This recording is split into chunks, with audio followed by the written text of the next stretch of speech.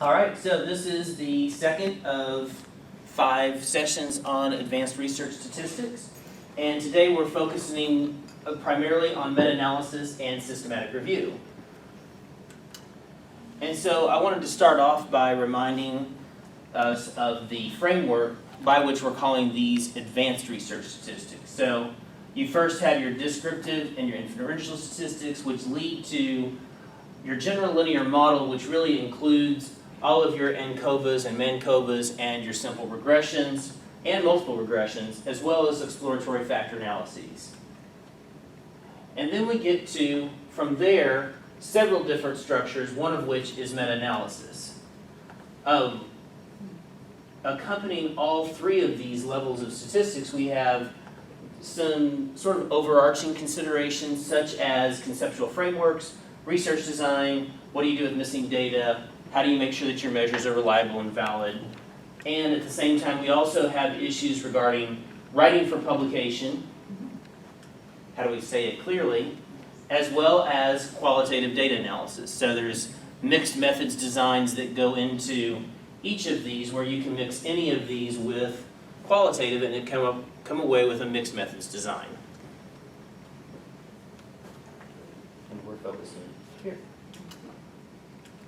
Okay, so why a systematic review? First thing is that combining findings from multiple studies is far more compelling, far more reliable, and far more generalizable than the results of any single study, no matter how good it is. For one thing, it's less affected by sampling error, and it puts single studies in context. So this is what these people found over here under this setting. This is what these people found under here in these settings. Overall, here's what we take away from that that's generalizable, and here's what's context specific. I should say that when we talk about what I just said here is more about review and less about being systematic. So really, you can do this with any kind of a review, but a systematic review is a special kind of review. The most common kind of review is typically called a narrative review. And a narrative review are those familiar articles where people are waxing eloquent about a topic that they've probably done quite a bit of research on and that they know quite a bit about, and they synthesize it. But there are some problems with these. And the first thing is that the literature search is almost never as thorough as we would like it to be. It doesn't typically report how the literature was found. And so we don't really know how they decided which studies they would actually synthesize, how they decided which ones they wouldn't. And there have been several studies about these in which they almost always find, not always, but almost always find that it's arbitrary.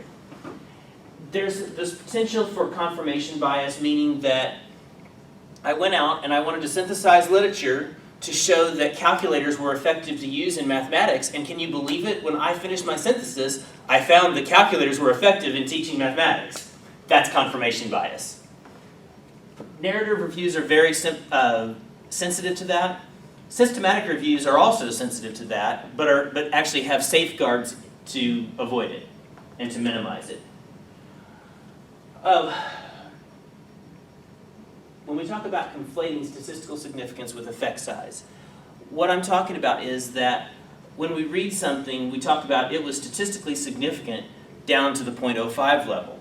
But mine was statistically significant to the 0.0001 level, so mine must be a stronger finding. Well, actually, that's more of what an effect size is, more than statistical significant. The statistical significance is all about, yes, your finding is more likely to generalize to the population, not necessarily being stronger. The other piece is that narrative reviews often ignore this notion of power in primary studies. They didn't find something, or they did find something, did it have to do with the sample size? And so a systematic review has some ways to build in and actually take that into account and weight studies based on sample size so that the standard errors are adjusted so that we don't ignore the possibility of type 2 error. And these often ignore publication bias. Publication bias is the idea that, well, let's just take dissertations as the most obvious example. I had a colleague that said one time that if a dissertation was good, then there would be articles about it, and so it would be published. What's the big deal? And she was almost right.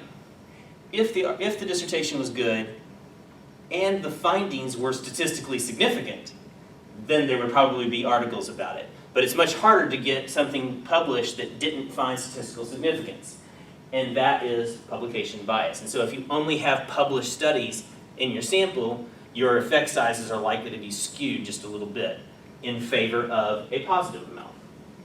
Sometimes more than others, depends on how many studies you actually have. They often employ vote counts, and a vote count is basically, I've got 10 studies. Study 1 said yes, votes for yes. Study 2 voted yes, vote for yes. Study 3 voted no, now we got a 2-1 already. Okay, so the steps for a systematic review, what makes it systematic? First off, our goal is to uncover all relevant studies. That's probably the goal of a narrative review also, but there isn't a framework to help guide for it. Now, the more realistic goal is that if I find studies, obviously I'm not going to find all of them. That's impossible. If I were to find another study that wasn't in my sample, would it really change anything? That's what I mean here by minimizing differences between retrieved and unretrieved studies. There are ways to check for that, or to check for the likelihood of that, and so we'll go into that a little bit further later on. So we have the population of studies, and let's just say this is all relevant studies. And then we have the population of studies that are actually accessible. And when you see this, it's like, well, why wouldn't that be all of these? Well, I actually did a study once that, or actually I'm still doing a study, that required me to go to the Library of Congress to pull up some studies on microfiche. I did that. I spent several days at the Library of Congress pulling these things down, coding them while they were on microfiche, and then putting them back. And after that, you would think, well, it's the Library of Congress. It has everything. Well, it turns out there are actually studies that on the microfiche, and actually now electronically, it will say, by the request of the author, this is not available. And you can't get it anywhere. I don't know why you would want to do that, but I've come across it about a dozen times. And so actually not everything is accessible, and even within what ought to be accessible, you might not be able to find everything.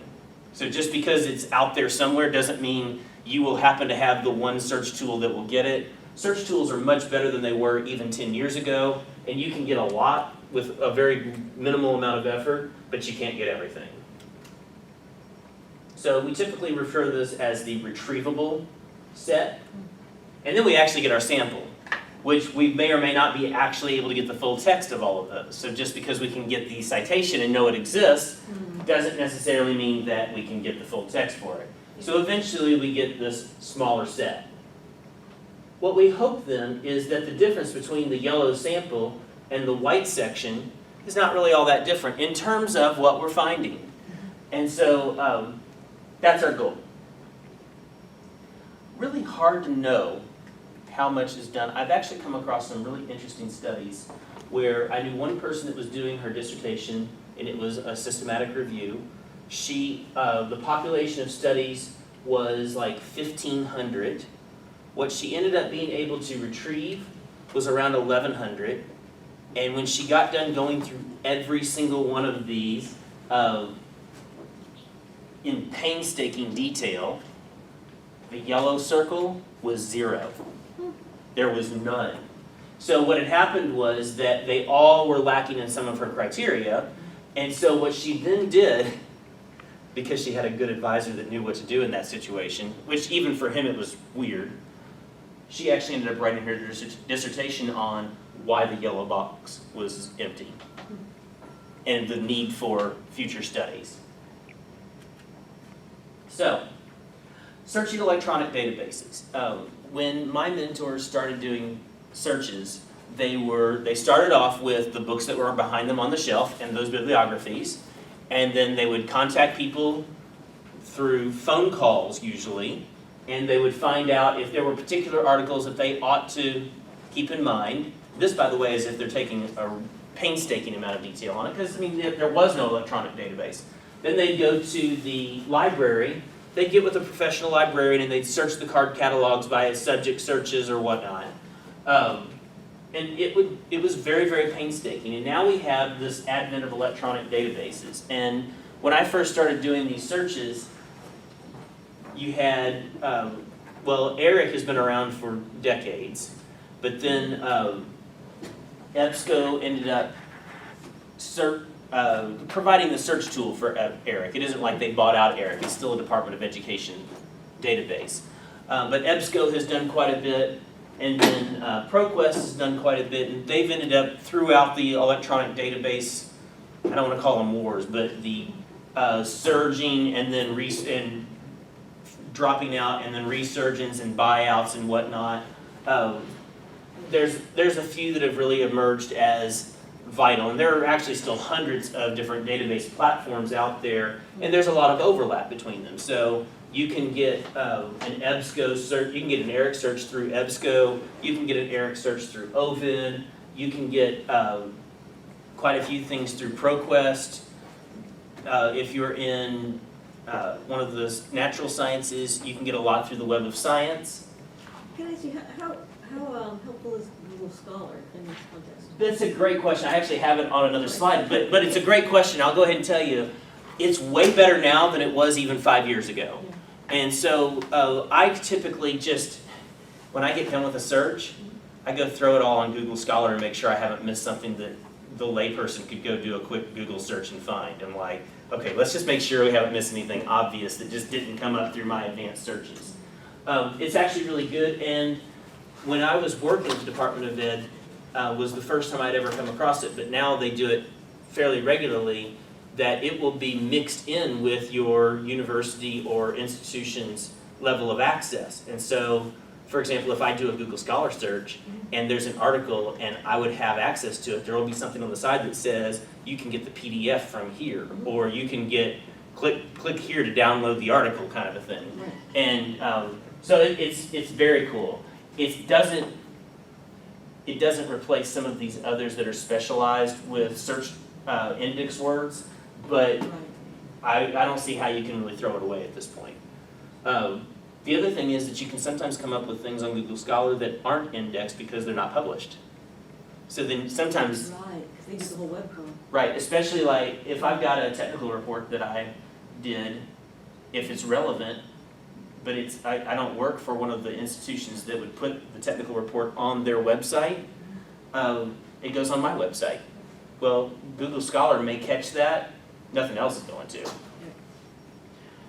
Okay, so I still actually think, and actually everybody thinks, that when you start doing your own searches, you should always still consult with a professional librarian, even though you have all these indices. The first time I met with one, I was like, yeah, I know how to type a search word in. Who cares? Okay? But what ended up happening was she said, oh, well, those aren't the right search terms for this database. If you're going to do these databases, let's pull up. And she pulls up this thing that I'd never seen before that basically had the subject theme keywords in there. And she's like, well, here's what you want to use for this database. And then she pulled up the other database. She's like, here's what you want to use for these. And they were totally different. She probably doubled my findings. Wow. So yeah, you can really come up with quite a bit, and it's always good just because they know the ins and outs of their own system. Sometimes it's less helpful than others, but it's almost never not helpful. So identifying potentially relevant databases. This piece is sort of interesting because in some ways, once you've done a few of these, you sort of know where you're going to go. But until you've done a few of these, you may be surprised, like I would never have gone to Ovid the first time I did a search, but it turns out there's actually a database that they bought out that actually is relevant to my field. JSTOR is something that they're constantly changing. They're not constantly changing, they're constantly acquiring rights to certain things. Like one of the primary journals in my field just got indexed through JSTOR last year. So it's like, I can find anything through there. So that's awesome. So you have to kind of know where they are and where they're not, and Web of Science is going to be really helpful for some things. A professional librarian is going to know all of the databases that are available and be able to steer you in the right direction. So the search terms should appear in an indexed field. They do have full text searches and keyword searches, and those are helpful. But the closer you are to the search terms of that database, the better your results are going to be. And so, so the first thing is you've really got to parse out what is your research question, or what are your research questions, before you go trying to do a search. Because what can end up happening is you go out, you do a search, you do a bunch of work, and then you realize, oh, that really wasn't quite the direction I wanted to go. Then you go out and do a search, and you can just spin your wheels like that for months or longer. So be really careful about using terms that are specific to your discipline. So in some fields they'll call something one thing, and like in psychology they'll call certain terms their names, and in education we have a whole different name for it. And so you just have to be aware of that and make sure that you don't only capture the ones that are in a small scope. Talking to colleagues will really help with that quite a bit. So that's what I mean by vet thoroughly, is get with people that are knowledgeable in your field and say, here's what I'm doing, and here are the search terms I thought I'd use. Do you think I missed anything? Yeah. The full text search capability does help. It is limited and it does slow down the search, but it can help up to a point. But remember that beyond a certain year back, for different databases, they only have the scanned, so it's not as full search. So unless somebody's actually transcribed it in, then you're not going to find it. And if that doesn't matter, then you're fine. It doesn't hurt to check it. So before I leave that, we use here EBSCO Web is a citation management system. And so we'll actually take a look at it here before we leave today. But the library offers training just on EBSCO Web, that when you do these electronic searches, you can actually check them off. And you can store the citations in EBSCO and download them to your own computer and whatnot and wherefore. And it's a really nice way to keep up with what you're doing. Okay, so let me talk about grade literature. I talked about it a little bit, and Google and Google Scholar can sometimes help identify that. Dissertations and theses are typically freely available. Sometimes there are full texts that aren't freely available. Sometimes you can get those through interlibrary loan on the paper copy. And most of those, if you can't get them that way, you can get them at the Library of Congress, and we're only a few miles down the road from that. So, and that is a fun day, by the way, because you're going into the Library of Congress as a researcher, so you get to walk into the main reading room and you get to see the big thing overhead, which you don't get to see on the tourist tours. So it's a little bit dizzying. You kind of walk up there and you're like, wow, that's really cool. Anyway, so if you had to do something like that, you certainly could.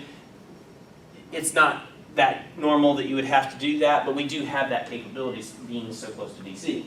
But the link is right here, and you can just go right to ProQuest Dissertations and Theses, and you can find most of what you're looking for. More and more they're trying to get them all full text PDF, but if they're not, usually it's not that big of a deal for interlibrary loan to contact the school where the dissertation came from, and they'll pull the library's copy off the shelf and send it as an interlibrary loan book. So, okay, so then research organizations will house technical reports on their website. CREST is a Center for Research in, I don't remember what ESS is, but teaching. It's a teaching group. It's out of UCLA. And they actually do quite a few technical reports that are actual studies. They're not just lit reviews, and they're not just very specific. Like some technical reports, there's really not that much there. They're just reporting on something that they observed. CREST reports are like regular studies, but they just go straight up on their website. And so for me to get them, I would have to actually go to the website and get those. I'm not going to get those through any search tool. And so this comes back again to when you're doing these searches, it's really good to have some colleagues that you can talk to and say, okay, so I'm also going to go check out this website, and this website, and make sure that I didn't miss anything. Are there other research places that I ought to go to that I'm not thinking about? And that can be really helpful. Just the fact that you do this is going to be really helpful, because even if you don't find anything, that's a finding. Okay? So then, once you start finding studies, you can check the bibliographies of who they're citing, and you can make sure that you didn't just miss something. This can be very, very painstaking. But it really does feel good when you start going through the list, going, nope, check that one off, nope, got that one, nope, got that one. And sometimes they'll go back a lot further than you can find on the electronic. So. Okay, so I already mentioned this a little bit, but the idea of publication bias comes down to the notion that just because something is good and high quality doesn't mean it will be published. Publication is where it's good and high quality and statistically significant. If you don't have statistical significance, sometimes there are articles out there, and you can make the case that to get it published. But you've got to have a very understanding editor, and you've got to make your case very clearly. And so the percentage of published studies that have non-significant findings is very small. One way that they do get those by is by piggybacking them on statistically significant findings. So, I've got a significant finding over here and a non-significant one over here, and here's what this one means and here's what that one doesn't mean, and moving on. But it's very, very rare to find no significant findings and have it be published. I'm actually in the middle of this particular fight right now with one, and it was a structural equation model that they were looking for, because I was just the methodologist brought in to run the analysis. So the actual psychologists that were running the study were comparing different models of the way school climate affected student depression. And what we found was, when I gave him the results, he had models 1 through 4, and he was banking on model 4, but I didn't know that. And I'm like, well, they're all non-significant except for model 1, which it's fine, it's not great, but that's the only one that actually works. And he's like, well, no, that can't be right, because that's not what I was expecting. So, but then we had to switch it around and say, okay, so instead of thinking about this as model 1 versus model 4, let's think about model 1 in terms of, is it affected by gender, is it affected by race, is it affected by age, and so on and so forth. So again, looking for something to say that would actually get it into that published arena. All that is to say that it is very, very well known that if we look at the statistical significance of published studies and we compare it to unpublished studies of the same numbers, the bias is just hugely favored in statistical significance. And so the best defense is that comprehensive systematic search for literature, and including the gray literature that is accepted on the basis of its quality, not on its statistical significance, like a dissertation, like a technical report, sometimes like conference papers, but it really depends on the conference. So a lot of conference papers are works in progress, whereas sometimes they are actual papers to be published, and it's a, proceedings document. You had a question? Yeah, I forgot. Okay, if you remember it, don't hesitate. Okay, so, key decisions in a literature review. First thing is this notion of inter-rater agreement. One of the ways that we used to do this is we'd get me and a partner up, and we would both have, let's say we've got 30 studies. I do 10, he does 10, we both do 10. So we have sort of a hook to where we can say, here's how we agreed on the studies that we both coded. So we double coded. The best thing to do is double code as much as possible. So if you've only got 10 studies, double code them all. If you've got 300 studies, not so much. And what the percentage is that it really ought to be depends on your sample size and what you think you need to establish that it didn't matter who's coded the study. So remember, the basis of inter-rater agreement is if all of us were in a study and we coded a bunch of papers for it, then it shouldn't matter whether I code it or he codes it or she codes it or he codes it. It's going to get coded the same way no matter what. That's inter-rater agreement, and that is sort of it's a first stage of reliability. Okay? So the key decisions for inclusion are really, first off, does it look like it might be relevant? So sometimes you can just tell from the title that it's not going to be. So for example, I did a study on geometry that one of the key words that we did was dynamic geometry, because there is dynamic geometry software. Well, we got a bunch of articles that came through that filter that were about dynamic people, dynamic places, dynamic things, none of which had to do with geometry or the teaching of geometry. And so at that point, you can just kick them out and say no, and you keep track of why you didn't retain them. Is it eligible for inclusion? So then at that point, you have to look at the full text, and typically what you've done is set up, here's what it takes to be in this study. I want a study that is looking at algebra. I want it to have a treatment and control. It has to actually have quantitative measures on this, and this. It has to provide, those kinds of things. And if it doesn't have those, then it's out, and that's why it's out.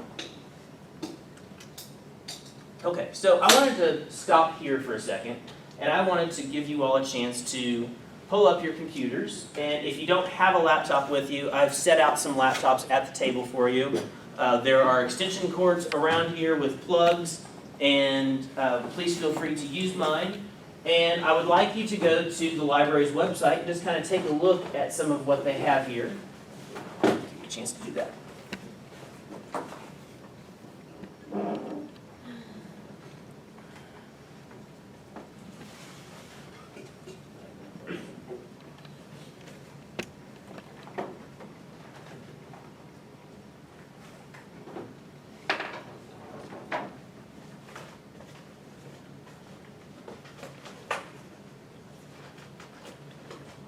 I think it's on the left side.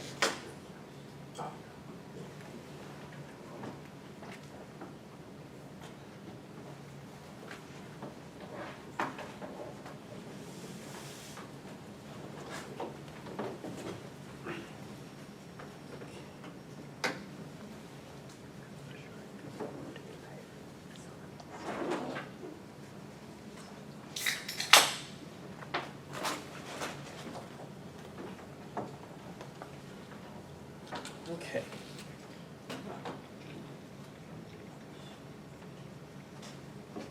So if you're not sure how to get there, you can always just go to the main UMBC website, and under academics you can go to library.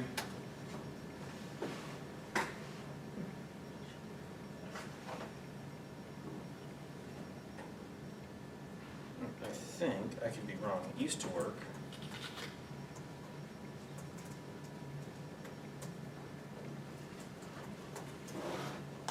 Nope, it used to work, doesn't anymore. Okay. Everybody finding that site okay? Okay. So the first thing is that I'm going to sort of point a couple of things out. I mean, this isn't an advertisement for the library, but if you're going to do systematic review of any kind, or for that matter, any other kind of review, you're going to have to be familiar with the library's web resources. So you've got a few things at the Home tab. But resources, you'll notice that there's all kinds of things for books, articles, journals, special collections. And then they've got some different services.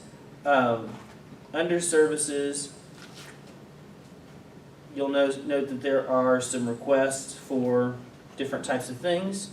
One of these, somewhere in here, is contact your subject librarian.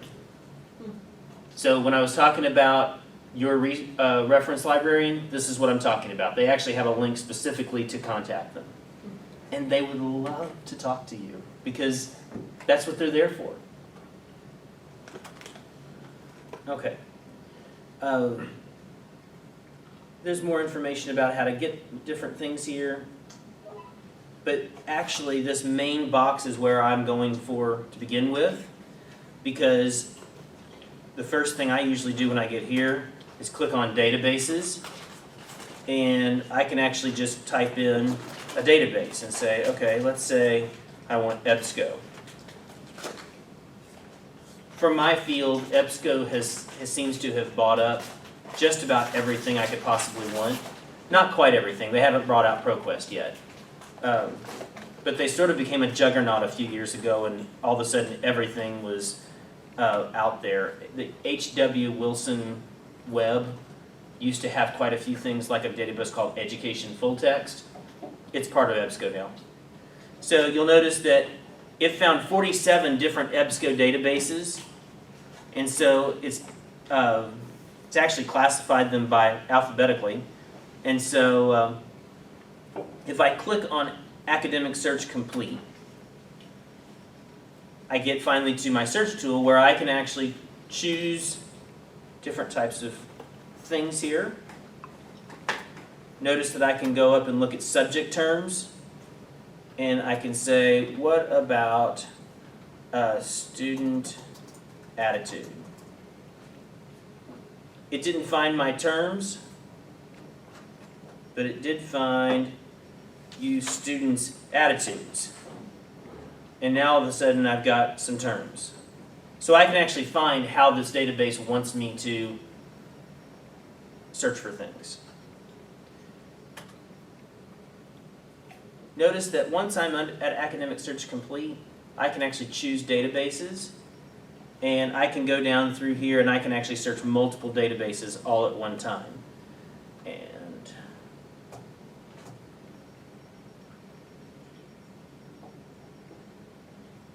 PsycInfo is one that I typically have to do quite a bit, just because there are a lot of psychological articles in my field because I work with misconceptions.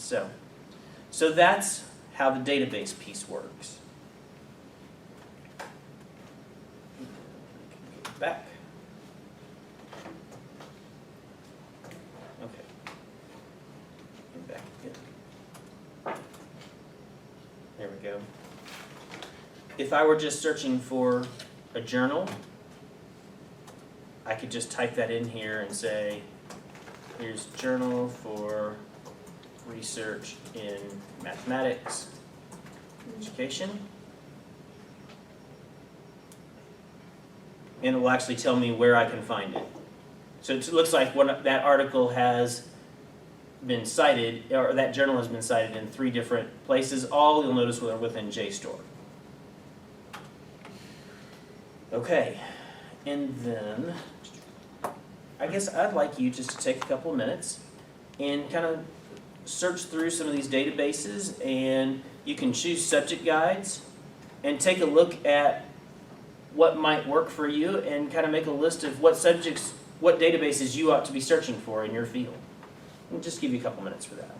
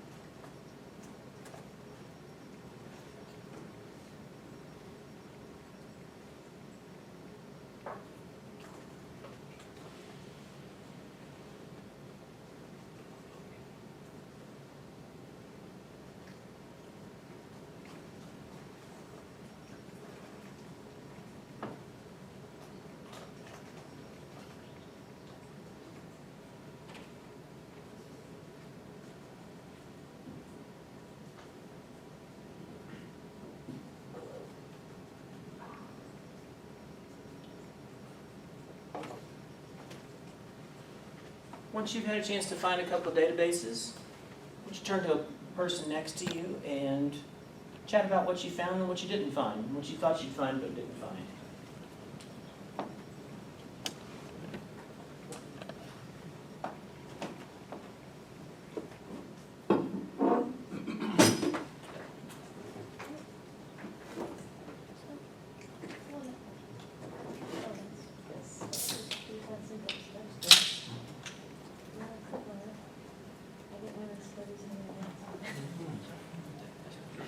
That's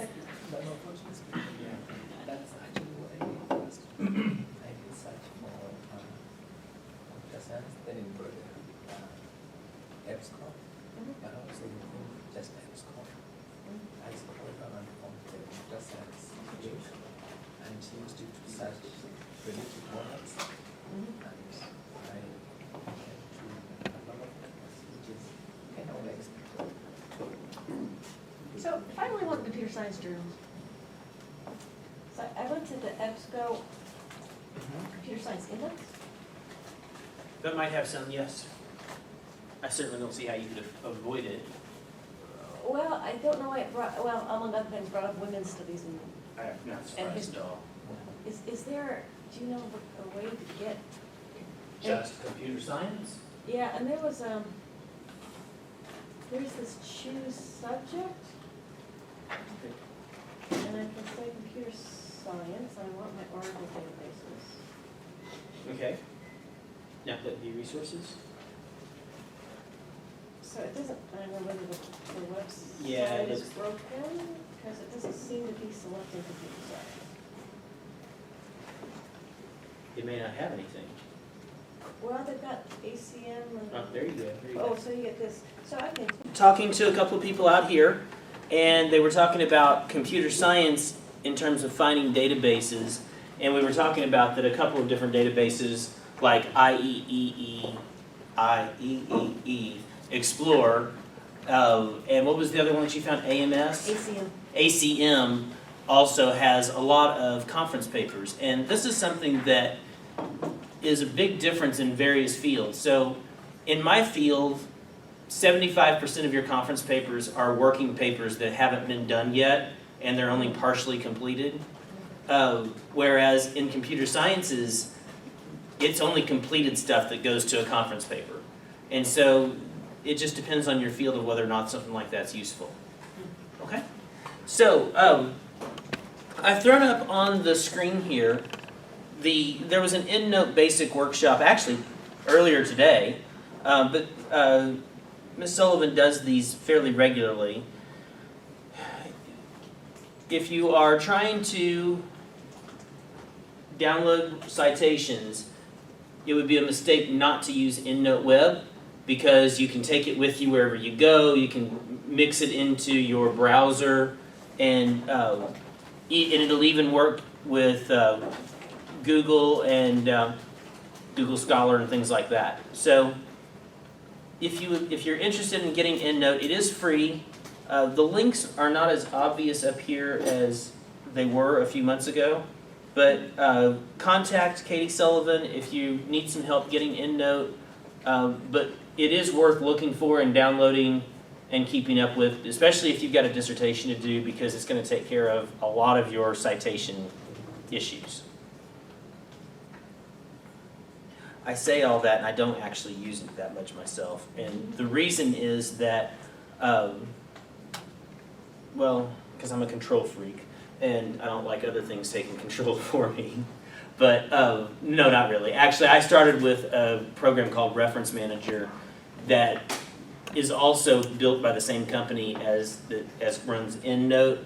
I don't think they started off by the same company, but Thomson Reuters bought both of them out. I was already on Reference Manager, and it was awkward, and I didn't like the interface for EndNote. And then by the time I was actually working with APA, I actually started it at this time when 5th and 6th editions were sort of in that. It was right before 6th came out, and then 6th came out. And none of the programs really dealt with APA 6th that well, but I needed it to be in 6th, and so it was just kind of a pain, and it was actually easier for me at that time just to learn how to do it myself. And it just freaks people out when they're like, you type in your references manually, oh my God. Yeah, because it takes me less time. Yeah. Because sometimes the EndNote can't purge all the fields. So This you is have to absolutely type it true.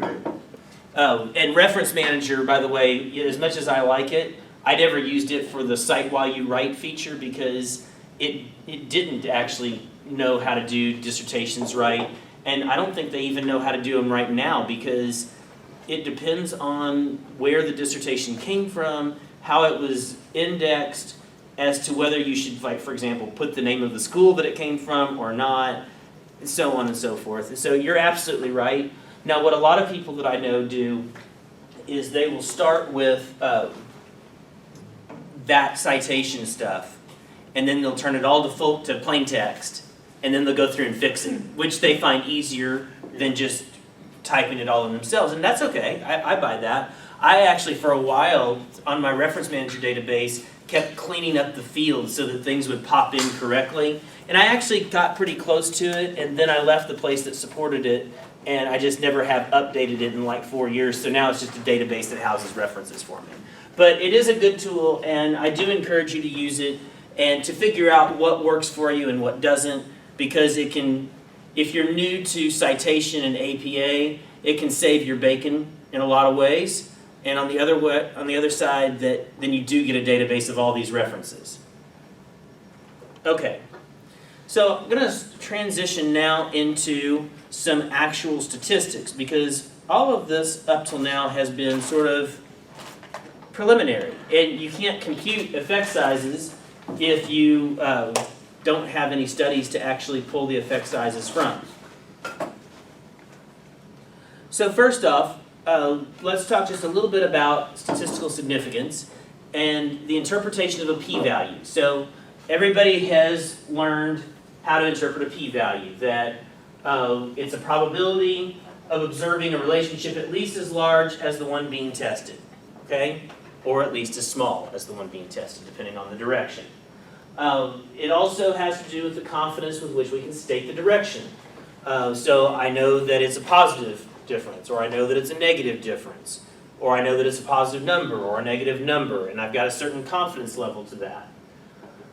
We also can interpret the p-value as the likelihood that whatever result we found is due to random chance. And so sampling error is one of those things that we all have to deal with and we have to eliminate from the possibilities. So if all I came up with was random noise, then I don't really have a whole lot to talk about unless the fact that I don't have something to talk about is a finding in and of itself.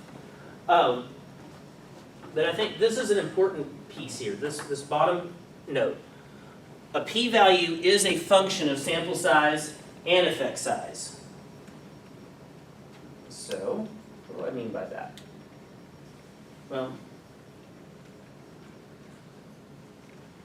if I'm looking at a certain sample size, and I have an effect size, and I'm looking at, did that t-test give me a p-value that was statistically significant? So, I've got a treatment mean, a control mean, and a standard deviation. Holding all three of those constant, I get an effect size of 0.01, which is pretty small.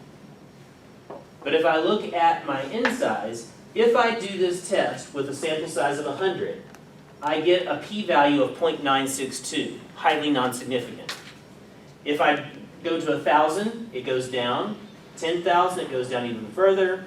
100,000, even further. And at 200,000, I have statistical significance. Same mean, same standard deviation, same effect size. Why is that the case? Well, there's a lot of reasons. Some of them are mathematical. Some of them are interpretational. If I have 200,000 people that I sampled, and I got this difference, then the likelihood that that difference is going to be something other than that in the population is much smaller than if I only had 100 people. Right? I've got a much bigger portion of the population. But notice that the difference didn't change. Not at all. The means didn't change. All we have then is the likelihood of it generalizing to the population that changed.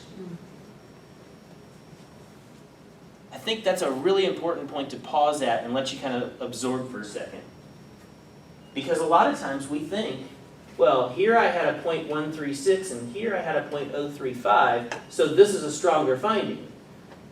Yes, in some ways, and in other ways, no. It is stronger in the sense that it is more likely to generalize to the population.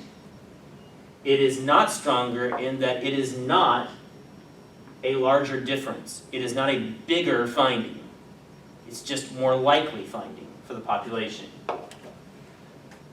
So effect size estimates the magnitude or size of a relationship, not its likelihood. So how big is the difference really?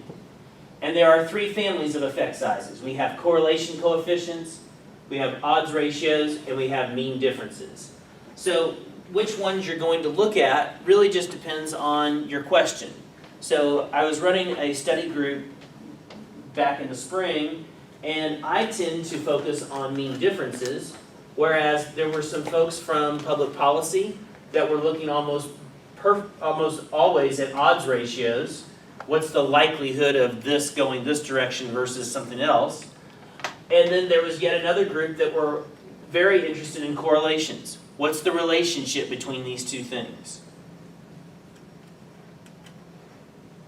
So there are two categories of effect sizes. One is unstandardized and the other is standardized.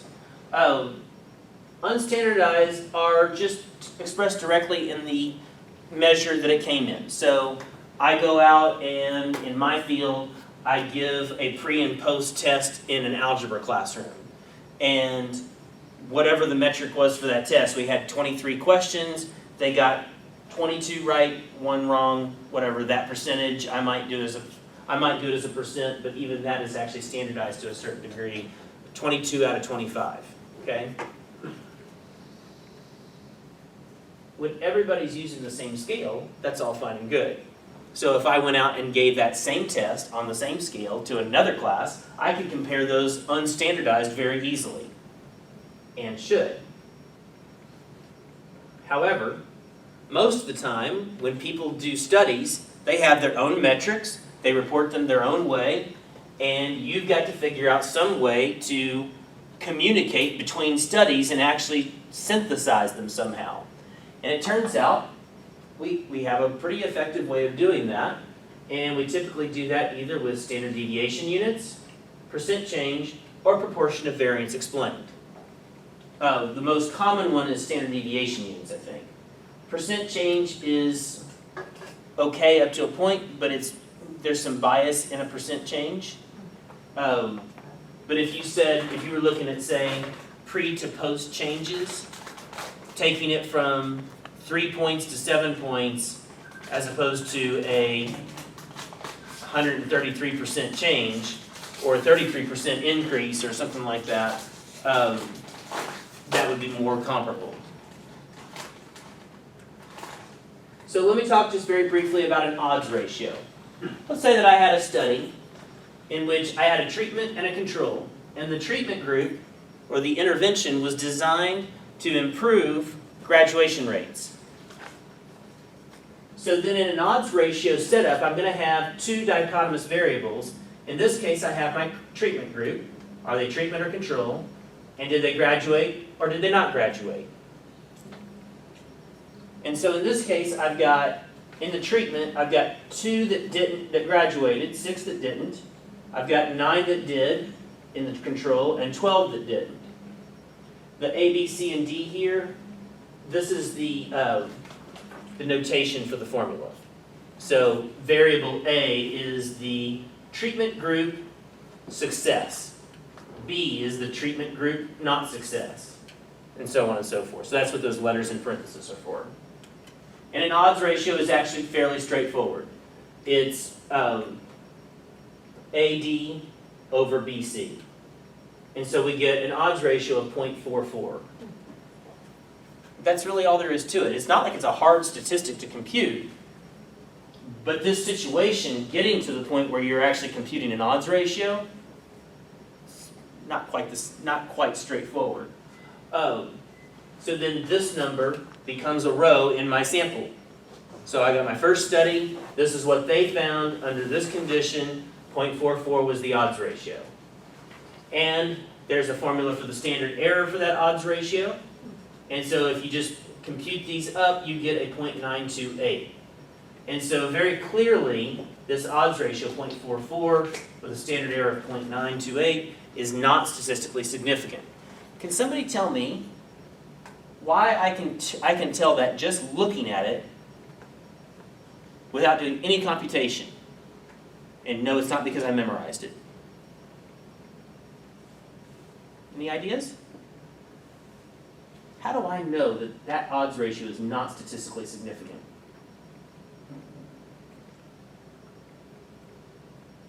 Size. Sample size. What's that? Your sample size?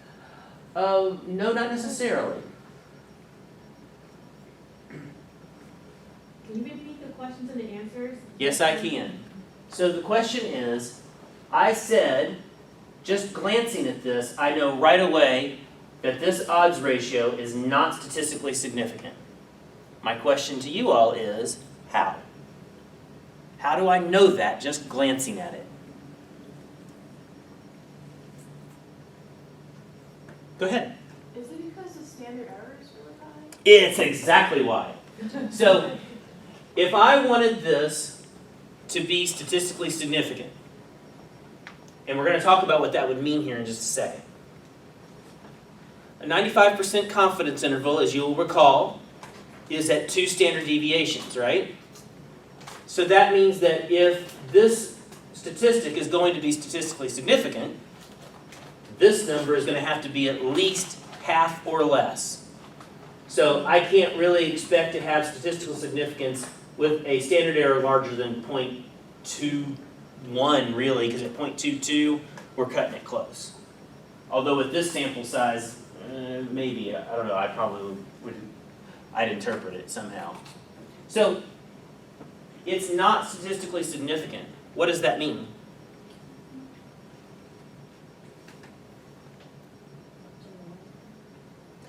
Okay, why not? You're absolutely right. The answer that she gave was that it's not generalizable.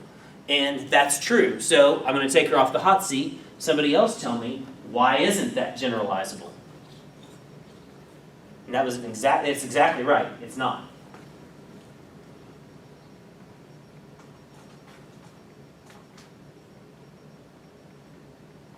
Okay?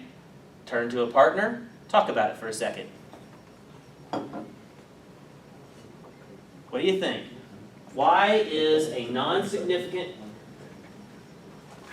statistic not generalizable? There's a lot of knots in there. And for those of you that are watching on webinar, thank you, by the way, and welcome. Jot down a couple of answers before we talk about it here, so that you get the most benefit from this.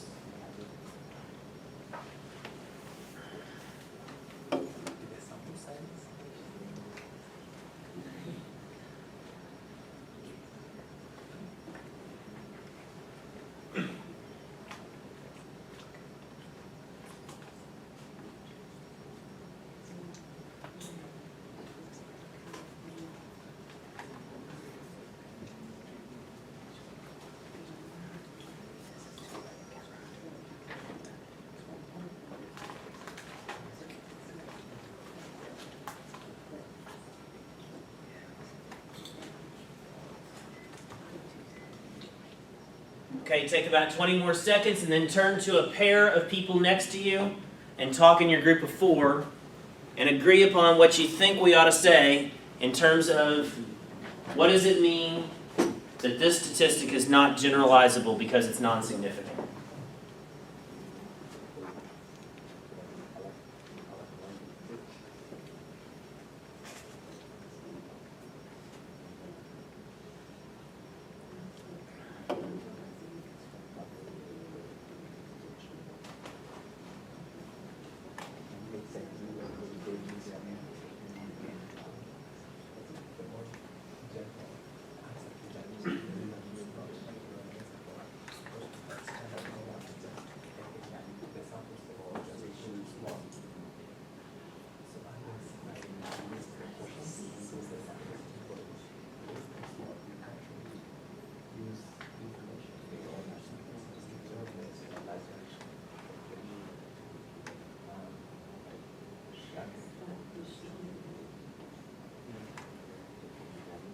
Okay, choose a spokesperson for your group.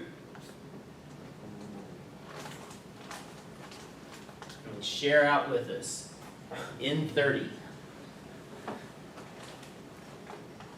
So, what do you think about it when you say it's much higher than that?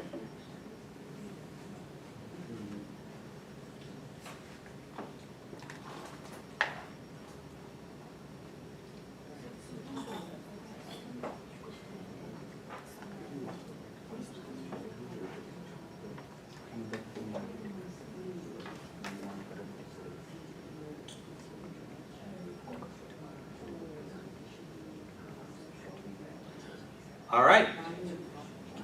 Let's come back together as a group. Would somebody from this first group before share with us what you all thought? Ooh. No ideas? I saw you all talking back there. Yeah. Well, what'd you all say? We're thinking about the odd ratios and stuff, how strongly they're related, but I don't know why it's not generalized. Yeah. Okay. I'm sorry. No, that's okay. That's fair enough. Other group? What'd y'all think? I heard you all talking animatedly, so you have some ideas. Well, there was a suggestion that their sample size was too small, and the standard error would be much smaller if those were much larger. That's true. That is very true.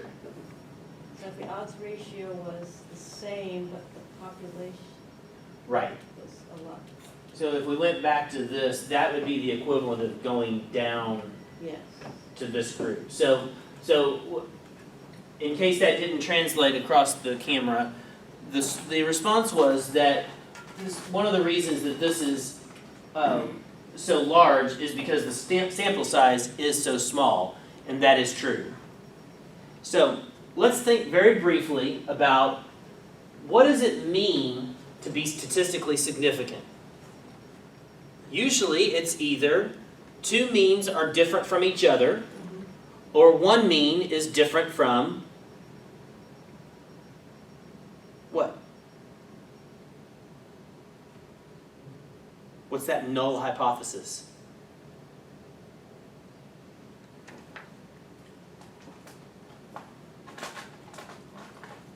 No change?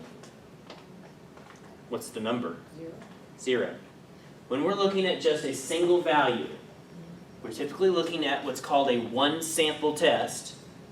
And we're asking, is that number significantly different from 0?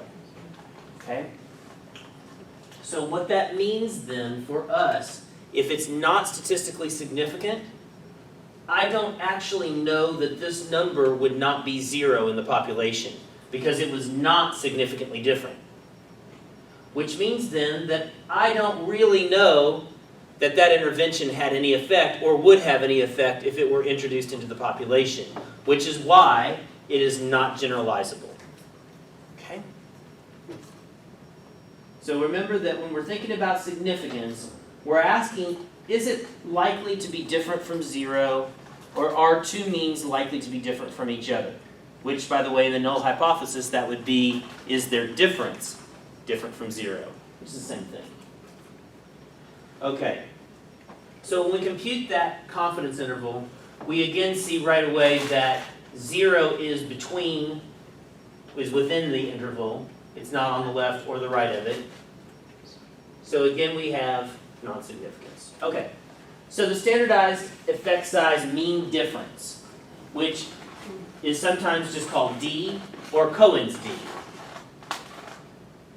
Or effect size standardized mean difference. So ESSM is another notation for it.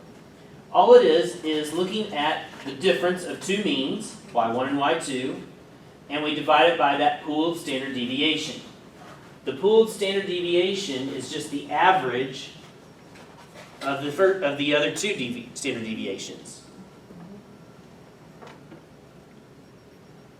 At our next session, we're going to talk a little bit about why it has to be this way and not just SD1 plus SD2 over 2. There are actually some very, very important reasons why it's not just a straight average, and that's going to be in session 3. The standard error is, as you all noted, again based on sample size. It's also based on the effect size in this case. And so if I take my sample size, N1 and N2, in this case I've got, if you go back, yeah. So I've got Y bar 1 and Y bar 2. And I've got their standard deviations, and then their variances, which is that standard deviation squared. So when I look at the pooled standard deviation, I take those variances, I add them up, divide by 2, take the square root of that, and I get my pooled standard deviation. From there, I just have a very simple formula that's not unlike a Z formula, just X bar minus the mean. Well, Y2 minus Y1, whatever you want to call it, it's still two means being subtracted. So we get this and we get an effect size of 0.54, and because we are dividing by a pooled standard deviation, the unit for this is the number of standard deviations. So in other words, Y2 is about half a standard deviation above Y1. The standard error then is 0.1966, which then it is less than half of that effect size, so it probably is statistically significant. And if you notice that in this case, I have 0.22 as the bottom of my interval, my confidence interval, and so I know that 0 is way over to the left, so I've got positive and significant effect size. Now notice, there are two different things going on here. One is, how big is the difference? It's about half a standard deviation. Is that difference likely to translate to the population? Yes.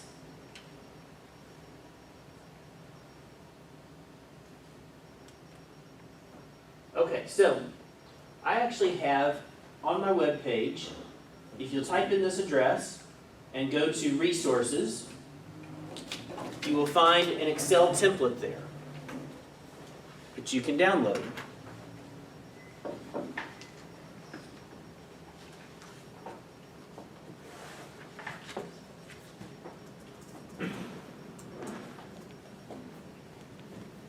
Okay.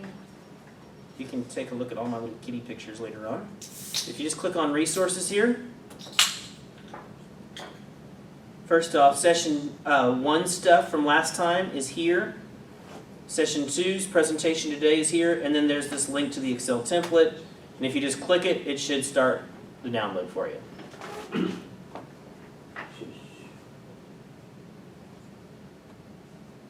I'll give you just a couple of seconds to do that.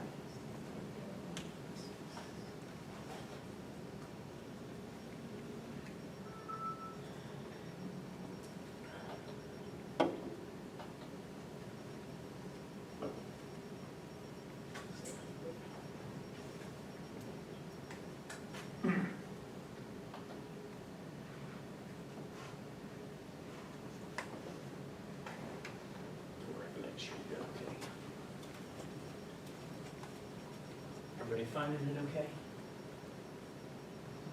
Any problems?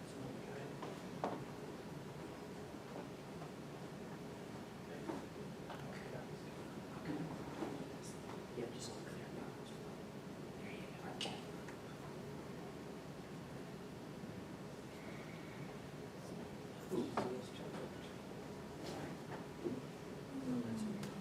There's a pause for the personal.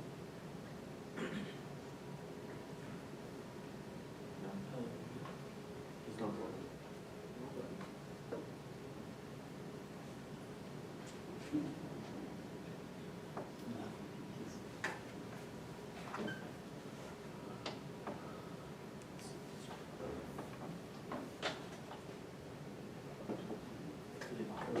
Okay, so if you're using one of my computers and it asks for a product key,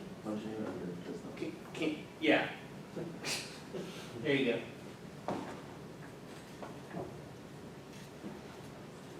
These little mini laptops have been to a lot of things like this, and they've had a lot of they've taken a lot of beat, so sometimes that happens. Okay, So then, once you're there are a lot of things to see here, but I have it to open up to the little worksheet that says ES from mean. ES is as in effect size. So then you've got your control group and your treatment group. These blued out spaces, there are formulas in there, so you don't need to type anything into it. It will compute the variance for you directly.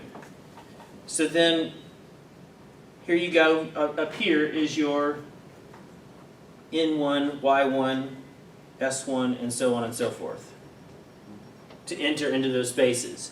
But notice that there is an extra field on that Excel template right between S1 and N2 because it computes the variance for you.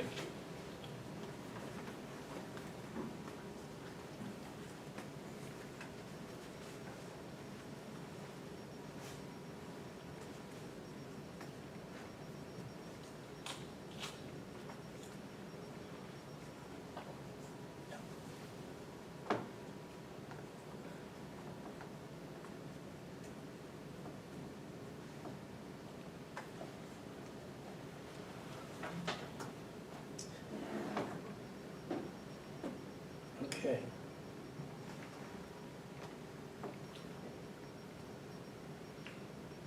So notice if I paste the control group in here, the variance is automatically, it's already computing the D for me automatically.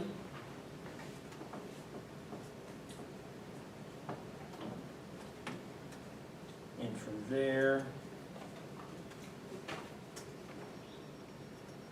that.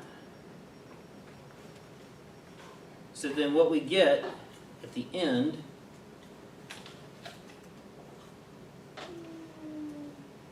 are 4 different effect sizes, and it also comes with the low and high 95% confidence interval. So we can see right away that we've got 2 that are non-significant and 2 that are very strongly statistically significant. Okay? Template's yours to keep. There's a bunch of different conversion formulas that you can use there, but and there are books to go along with some of them. So, but the ES from the mean is specifically for the standardized mean difference. Okay, there are a couple of pieces of software that you can use. Comprehensive meta-analysis is built specifically for doing systematic review and meta-analysis. It's a little bit pricey. It does have a student free trial. It does have a free trial version, but I actually had an instructor that just said, none of these formulas are particularly magic. Just type them into Excel. So that's where that Excel template that you just downloaded came from. You should feel free to make it your own, adjust formulas as for what you're doing, and have at it from there. If you have questions, please feel free to email me at any time. We are out of time for today. Thank you so much for all of you that are here, and thank you for all of you that are at home or on the webinar. And again, the presentation is available on the website where you went to get the Excel sheet. And thank you very much. We'll see you next time, which I believe is in November. And we will be dealing with some structural equation modeling things and getting into variance and such more. Have a great day. Thank you.